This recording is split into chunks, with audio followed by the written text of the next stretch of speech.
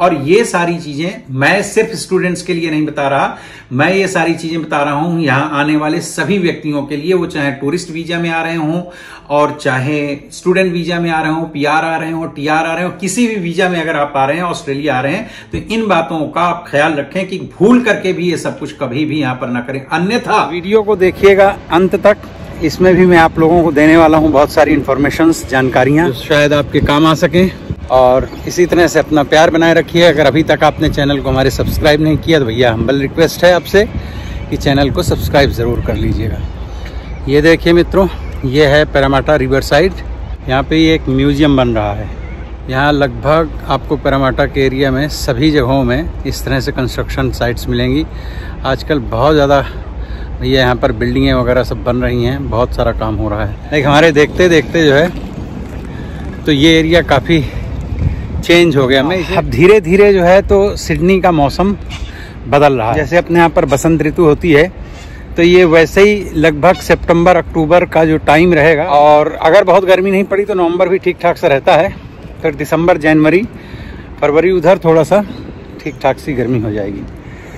और दिन भी अब बड़े होने लग गए हैं। अभी तो प्रॉपर दिन बड़े होंगे अक्टूबर के फर्स्ट संडे से। देखिए भाई, हम तो आ रहे हैं अभी शाखा से लौट के। पांडे जी का फोन आया था कि वो ले आइएगा श्रेडेड नारियल जो होता है फ्रोजन। अंश का दिखाओ, यहाँ पे अच्छा मिलता है। इंडिया में मिलता ही होगा ऑफ कोर्स, इंडिया में तो वैसे भी फ्रेश भी मिल जाता है, यहाँ भी फ्रेश मिलता है।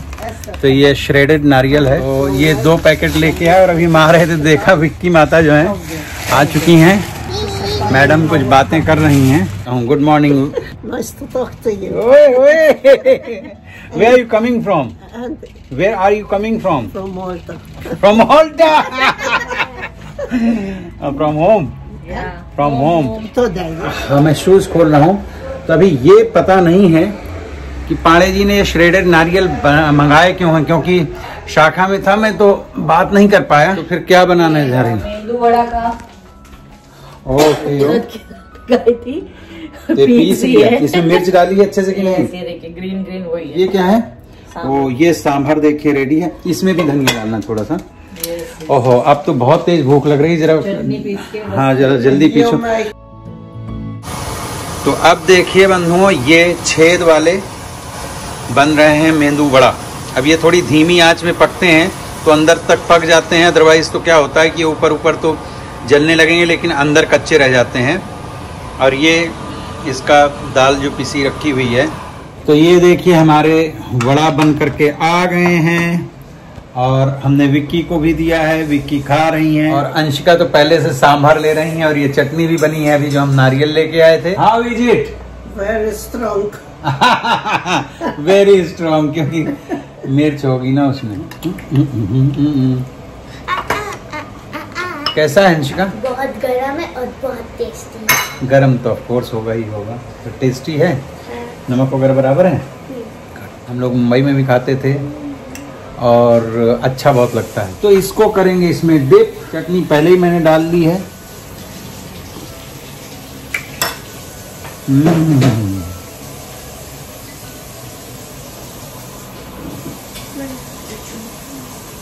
मजा आ गया बंधुओं। अब पूरा खा लेते हैं, फिर इसके बाद में आपसे बात करते हैं, क्योंकि भूख लगी है बहुत देर। पापा जी, ये क्या है? आज फादर्स डे है। ओह, तो ये तुम कब लेके आई? जब मैं स्कूल में थी और फादर्स डे स्टॉल था, तो फिर मैंने वहाँ से प्रेजेंट आपके लिए खरीदा। अरे वाह, थैंक यू।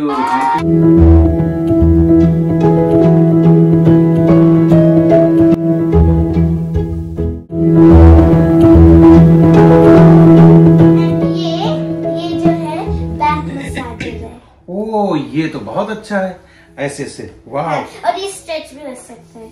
अच्छा, तो ये लाइक अपने हाथ से भी कर सकते हैं अगर कभी कुछ भी। वाह यार, ये तो बहुत अच्छा है। This is really very good. Thank you very much.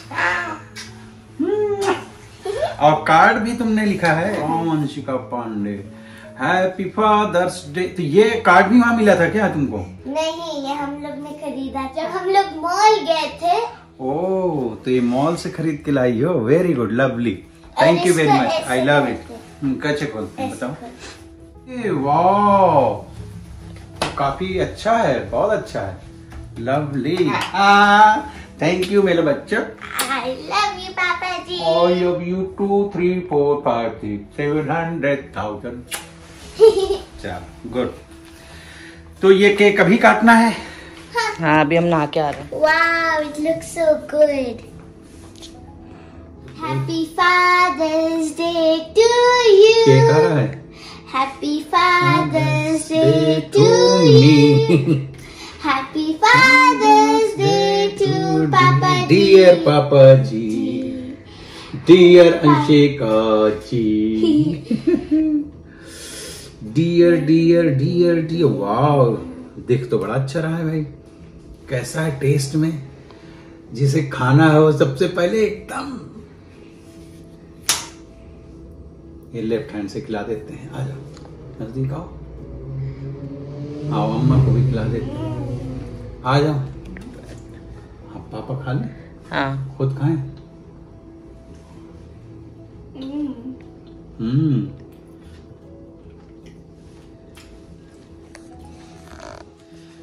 Nice, अच्छा टेस्टी है। Happy father's day. Happy father's day to everyone. यह देखिए सिडनी ऑस्ट्रेलिया का सबब, इसका नाम है वेंटवर्थविल और ये है पुलिस स्टेशन। और यहाँ पर अभी हमारे साथ में देखिए हमारी शाखा से सब लोग आए हैं, महिलाएं भी आई हुई हैं, बहनें आई मीन। और ये है पुलिस स्टेशन। तो यहाँ अभी आज बांधी जाएंगी राखियाँ, आई मीन ये रक्षाबंधन के लिए जो है।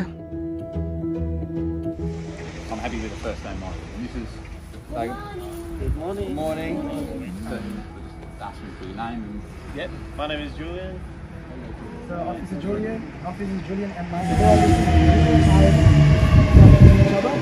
Mangalam Pundarikaksha Mangalaya Tanoharihi Sarvamangala Mangalye Shive Sarvata Sadike Sharanye Trambake Gauri Narayani Namostate.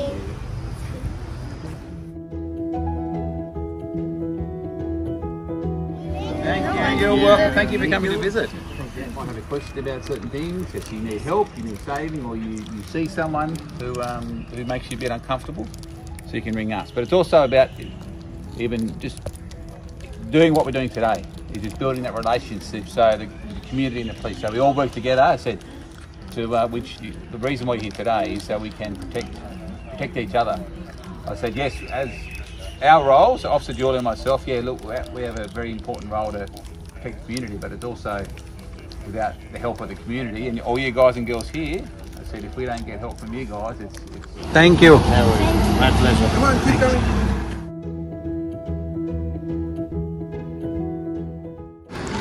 तो अब ये देखिए पुलिस ऑफिसर्स जो हैं लेकर के आए हैं अपने व्हीकल्स दिखाने कि कौन सी और किस तरह की इनके पास में पुलिस व्हीकल्स होते हैं। अंदर देख लो क्या क्या होता है बेटा।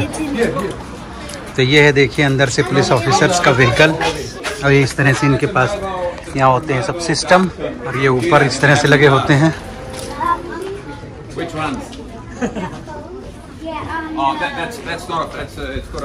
ये देखिए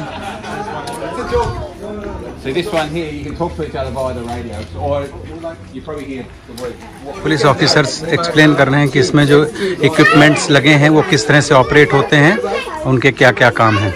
देखिए यहाँ पुलिस काफ़ी अच्छी होती है, इनका जो व्यवहार है पब्लिक के साथ में काफ़ी अच्छा होता है। मीरा बेटा आप पीछे आ जाओ। हर्षल,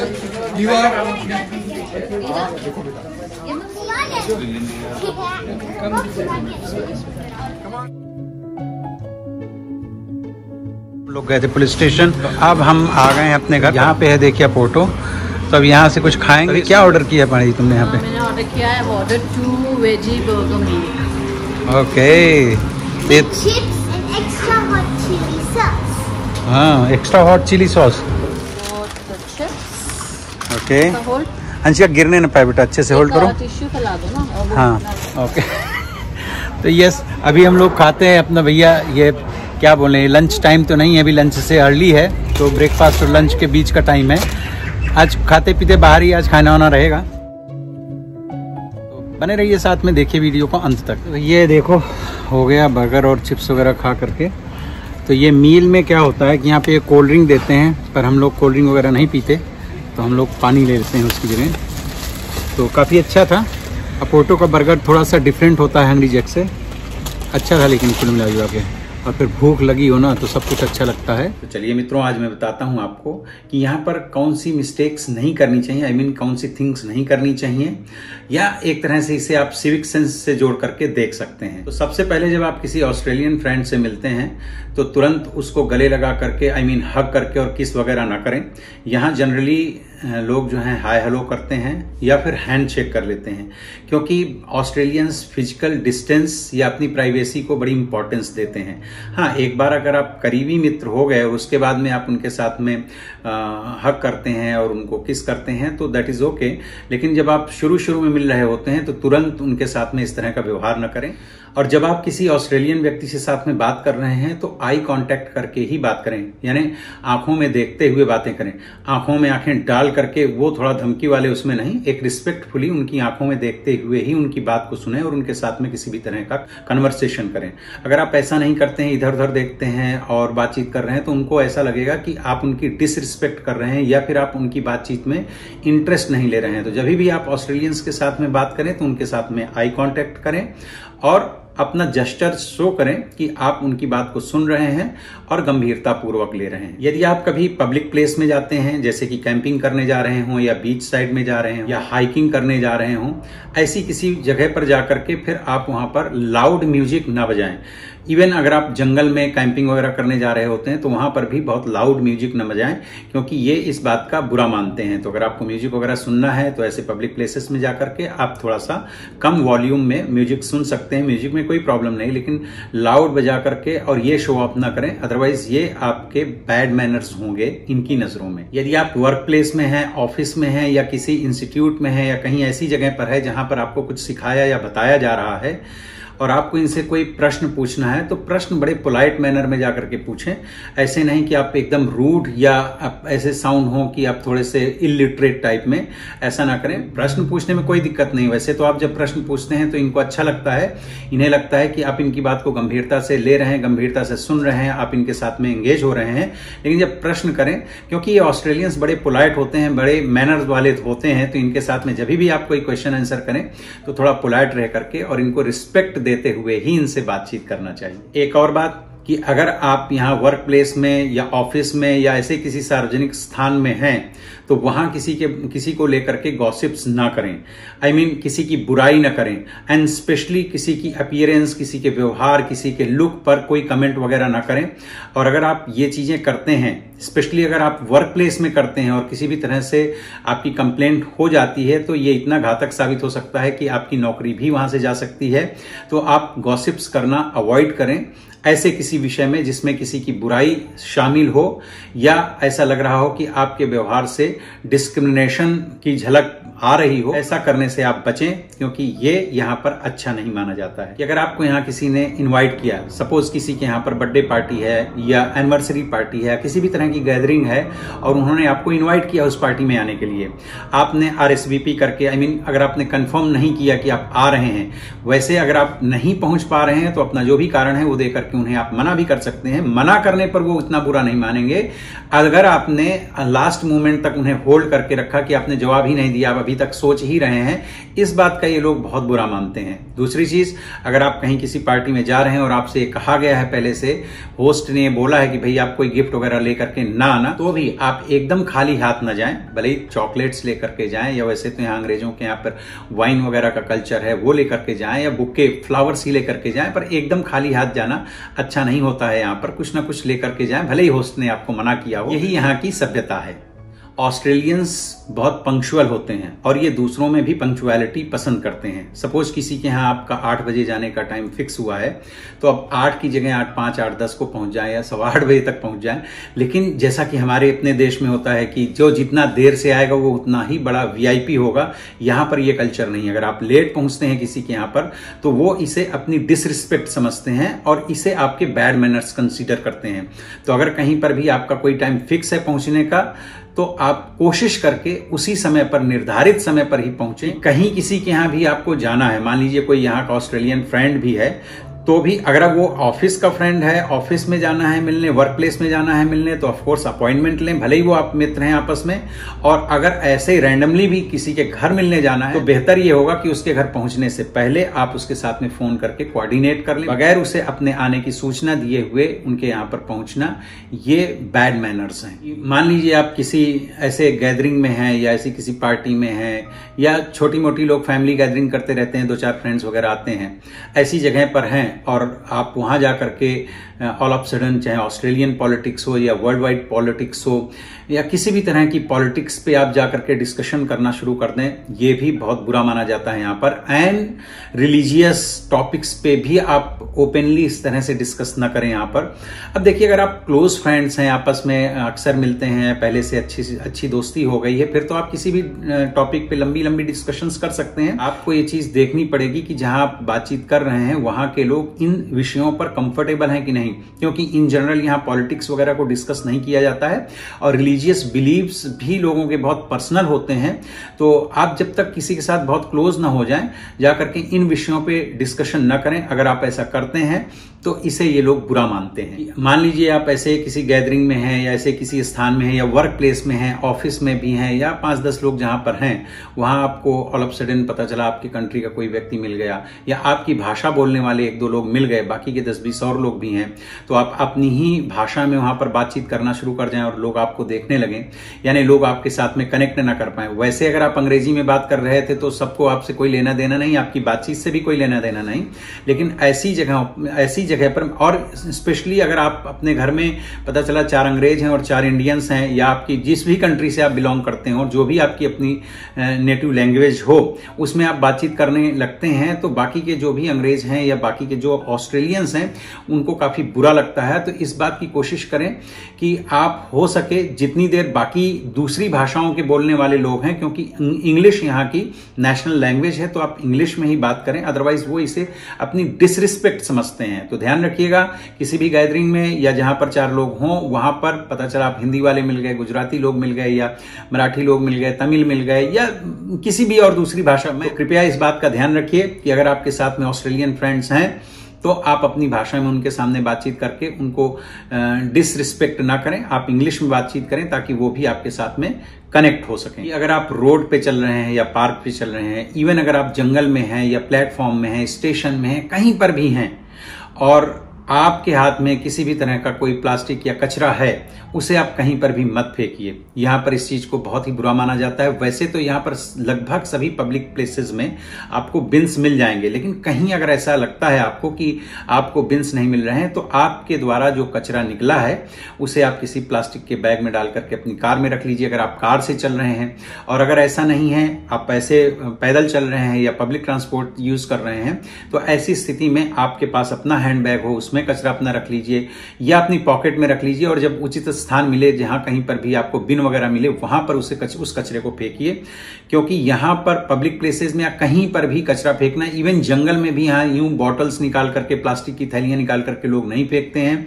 अगर आप अपने कार के अंदर कुछ है, ऐसा खा पी रहे हैं, कुछ रख रहे हैं, तो हम लोग भी जाते हैं घूमने, तो हम लोग तो अपना कचरा खुद ही इकट्ठा करते रहते हैं एक प्लास्टिक बैग में। जब आते हैं घर तो अपने बिन में डाल देते हैं, और अगर कहीं बाहर जाते हैं, मान लीजिए आपने चॉकलेट खाया, उसका कुछ कवर वगैरह निकला, तो हम अपनी पॉकेट में रख लेते हैं। जब कहीं ठीक जगह पर बिन वगैरह दिखाई देता है तो वहां फेंकते हैं। ये एकदम ना करें। डॉग्स के लोग शौकीन हैं, और ऑस्ट्रेलिया में तो ऑफ कोर्स यहां तो मींस डॉग्स मानव समाज का अभिन्न अंग है। तो अब डॉग्स का मतलब ये है कि अगर आप इसे कभी लेकर के बाहर, वैसे तो डॉग्स देखिए ज्यादातर ट्रेन्ड होते हैं, पर इसके बावजूद जब आप सुबह शाम या जब कभी भी इनको लेकर के जाते हैं, वैसे यहाँ पर डॉग्स के अलग से पार्क भी होते हैं, पर इन जनरल अगर आप कहीं वॉकिंग करने जा रहे हैं, अपने साथ में डॉग को लेकर के गए या कहीं पार्क में लेकर के गए और उसने वहां पर कर दिया पू, तो आप उसे इग्नोर ना करें, छोड़ के वहां पर ना आए।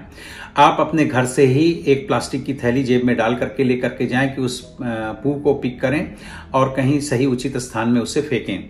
जनरली तो बिन्स में ही डाला जाता है। वैसे यहाँ कई पार्क्स में मैंने देखा है, या कई वॉकिंग और जॉगिंग के जो ट्रैक्स होते हैं, वहां पर वो प्लास्टिक बैग्स के पाउच जैसे वो बना होता है, वहां पर उसके अंदर से आप प्लास्टिक की थैलियां निकाल सकते हैं, पर कई बार नहीं भी होता है कहीं कहीं पर। तो बेहतर ये होगा कि अगर आप अपने साथ में डॉग्स को लेकर के जा रहे हैं तो 1-2 प्लास्टिक की थैलियां भी अपनी जेब में रख लें, और जहां कहीं भी अगर आपके डॉग ने पू किया है तो उसे आप पिक करें और कहीं उचित स्थान पर उसको फेंकें।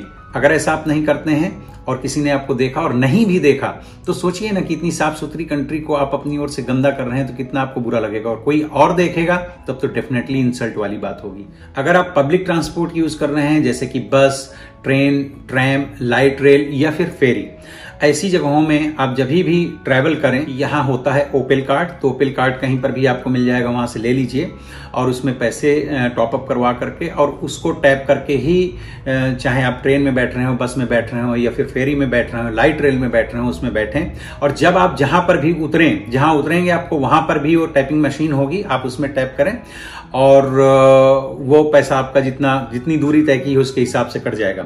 अगर इनकेस आपने ट्रैवल करते समय शुरुआत में तो आपने टैप कर लिया और उतर करके आप भूल गए या जानबूझ करके आपने नहीं किया, तो ऐसी स्थिति में एक दिन का जो मैक्सिमम ट्रांसपोर्ट का किराया, पब्लिक ट्रांसपोर्ट का किराया लगता है, वो एक तो कट जाएगा आपके अकाउंट से। जैसे आपने इंडिया में भी देखा होगा मेट्रोज वगैरह के स्टेशन में कि जब आप टैप करते हैं तभी वो गेट खुलता है और आप अंदर जा पाते हैं, और फिर जब आपको बाहर निकलना होता है और आप टैप करते हैं तभी वो खुलता है और आप बाहर आ जाते हैं। तो इस तरह की व्यवस्था यहाँ पर भी है, लेकिन बड़े स्टेशन में है, हर जगह नहीं है। हर जगह तो यहाँ पर जाइए, मशीन लगी, टैप कीजिए, अंदर बैठिए और उतर जाइए। कहीं पर भी आपको मतलब आप बाहर ना जा सकें ऐसी व्यवस्था यहाँ हर स्टेशन में नहीं है। ओपन है, आप जा सकते हैं, आ सकते हैं। लेकिन आपको लगा कि भाई चलिए ये स्टेशन में भी फ्री जा सकते हैं, फ्री उतर सकते हैं, टैप करना आपकी अपनी मर्जी पर है और आप तो बगैर टिकट के, मतलब बगैर पैसा दिए हुए ट्रैवल कर सकते हैं, तो ये गलतफहमी में मत रहिएगा, क्योंकि यहाँ टिकट चेकर्स जो हैं वो बसों में भी आते हैं, ट्रेन में भी आते हैं, फेरीज में भी आते हैं। और अगर आपने पे नहीं किया है, आपने टैप नहीं किया है, तो आपके कार्ड को अगर आप झूठ बोलेंगे कि मैंने इससे किया है, तो उनके पास मशीन्स होती हैं, वो डाल करके 1 सेकंड के अंदर चेक कर लेंगे।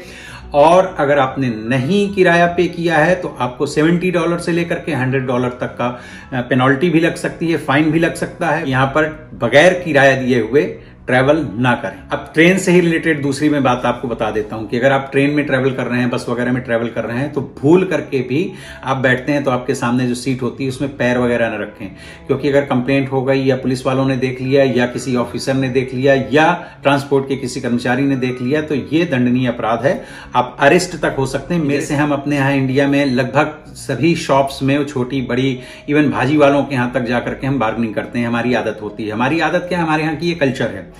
यहां ऑस्ट्रेलिया में ऐसा नहीं होता है। यहां अगर आप कोई भी चीज खरीदने जा रहे हैं तो कोशिश ये करें कि आप बार्गेनिंग ना करें, क्योंकि यहां पर मैंने इतना 14 साल में जितना देखा हुआ है कि यहां लगभग हर जगह पर फिक्स प्राइस होते हैं। कहीं एक्सेप्शनली कुछ ऐसा होता हो जो मेरी जानकारी ना हो तो उसके लिए मैं क्षमा चाहता हूं, लेकिन यहां बार्गेनिंग करना सभ्यता की निशानी नहीं है। लाइक अगर आप कहीं पर जा रहे हैं, कोई आपसे टकरा गया, कहीं किसी से टच हो गए, तो ये ना देखें कि यार इसकी गलती थी कि मेरी गलती थी। आप अपनी ओर से भी सॉरी बोल सकते हैं, वैसे तो आपको सामने वाला सॉरी बोल ही देगा, लेकिन आपके एटीट्यूड में भी ये बात शामिल होनी चाहिए कि आप सामने से सॉरी बोलने में अपनी इंसल्ट ना समझें। तो ये एक पोलाइटनेस है। और अगर आपको किसी ने कुछ आपके साथ अच्छा किया, आपने किसी से कुछ पूछा, उसने कुछ आपको बताया, तो उसके बाद आप उसे थैंक यू जरूर बोलें। और अगर आपको किसी से कुछ पूछना है तो प्लीज लगा करके ही बोलें, यानी sorry, thank you, please. India में ये कितना मायने रखते हैं अब ये तो देखने वाली बात है, लेकिन यहाँ ये बहुत उपयोगी शब्द हैं। इसके लिए आप भी, मतलब इसके अलावा भी अगर कोई ऐसे शब्द हैं जिनकी वजह से आप अपने आप को और ज्यादा पोलाइट करके दिखा सकते हैं, वो अवश्य यूज करें, क्योंकि यहाँ पर ऑस्ट्रेलियंस काफी पोलाइट होते हैं बातचीत करने में। एक्सेप्शनली कहीं कोई गलत मिल जाए वो अलग बात है। मैं एक इन जनरल सोसाइटी की बात आपको बता रहा हूं कि यहाँ पे सॉरी, थैंक यू, प्लीज ये बहुत कॉमन है और यूज करें। और हो सकता है अगर आपने ऐसा नहीं किया तो कोई आपको ये टोक भी सकता है। यहाँ की ट्रेनों में कुछ कंपार्टमेंट्स, मान लीजिए अगर 10 डिब्बे की ट्रेन है फॉर एग्जांपल, तो उसमें हो सकता है 2 या 3 कंपार्टमेंट्स, 3 डिब्बे ऐसे हों जो क्वाइट हों, शांति वाले हों। वहां जाकर के आप फोन पे किसी से बात नहीं कर सकते हैं, या 2-3 फ्रेंड्स बैठे हैं आपस में, या 4 फ्रेंड्स बैठे हैं आपस में, तो बात नहीं कर सकते हो। क्वाइट मीन्स आप बिल्कुल शांत रहें। उनमें वही लोग जाकर के बैठते हैं जिनको अपनी घंटे, 1.5 घंटे या 2 घंटे, आधे घंटे की जो भी उनकी जर्नी है, वो उसमें रिलैक्स्ड होना चाहते हैं, वो उसमें सोना चाहते हैं। तो ऐसे किसी कंपार्टमेंट में, आप यहाँ लिखा भी होता है उनमें, तो आप उन कंपार्टमेंट्स में जाकर के बातचीत ना करें। अगर आपको बैठना है बैठ सकते हैं, कोई दिक्कत वाली बात नहीं, क्योंकि वो रिजर्व नहीं है। लेकिन वहां जाकर के आप फोन पे बातचीत करना शुरू कर दें, वीडियो देखना शुरू कर दें, लाउड लाइक म्यूजिक बजाएं या कुछ ऐसा करें, या लोगों के साथ में बातचीत करें, ये बिल्कुल ना करें, क्योंकि ये असंवैधानिक है कि अगर आप पैदल चल रहे हैं तो कहीं से भी रोड क्रॉस न करें, कि जहां आपका मर्जी हुआ, जहां आपको दिल किया आपने शॉर्टकट मारा और रोड क्रॉस कर गए। ये दो कारणों से। एक तो यहाँ का ये नियम है कि आप सिग्नल से ही क्रॉस करें, क्योंकि सिग्नल्स में बटन लगी होती है, उसको आप जब प्रेस करते हैं तो आदमियों के क्रॉस करने के लिए उसमें ग्रीन रंग का एक आदमी बना होता है, उसके बाद ही आप क्रॉस करें। वो सुरक्षित भी होता है और वही यहाँ का क्योंकि नियम है। देखिए इस कंट्री में और कुछ अच्छा है नहीं है वो तो चलो बात की बात है, लेकिन यहाँ पे रूल्स एंड रेगुलेशंस को बहुत अच्छी तरह से फॉलो किया जाता है। तो आप भी जितना रूल्स के साथ चलेंगे ये कंट्री उतना ही आपके लिए भी सुगम हो जाएगी। और हमारे यहाँ क्या होता है, जब आप ड्राइव कर रहे होते हैं तो एक ड्राइवर के दिमाग में हमेशा ये बात होती है कि बगैर किसी सूचना के कोई भी व्यक्ति या कोई भी कार या कोई भी जानवर बाईं तरफ से, दाईं तरफ से, ऊपर से, नीचे से, कहीं से भी प्रकट हो सकता है, सामने से।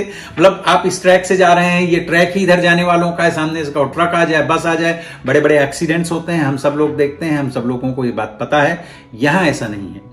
यहां सारे लोग क्योंकि नियम से चलते हैं, उन्हें पता है कि सिग्नल में ही कोई क्रॉस कर रहा होगा, सिग्नल में ही क्रॉसिंग के लिए या टर्न के लिए सब सारी व्यवस्थाएं होती हैं।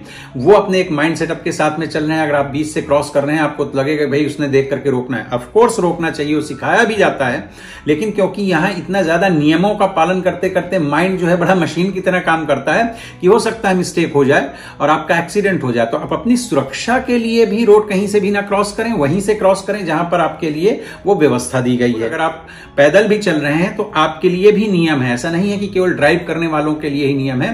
तो उन नियमों का पालन आप करें, अन्यथा आपके साथ में कुछ गलत हो सकता है। लेकिन एक बात मैं बता दूं, जैसे हमारे यहाँ सिग्नल्स पे जब रेड सिग्नल होता है तो जो बम्पर टू बम्पर जुड़ करके कारें खड़ी होती हैं, व्हीकल्स खड़े होते हैं, यहाँ पर ऐसा नहीं है।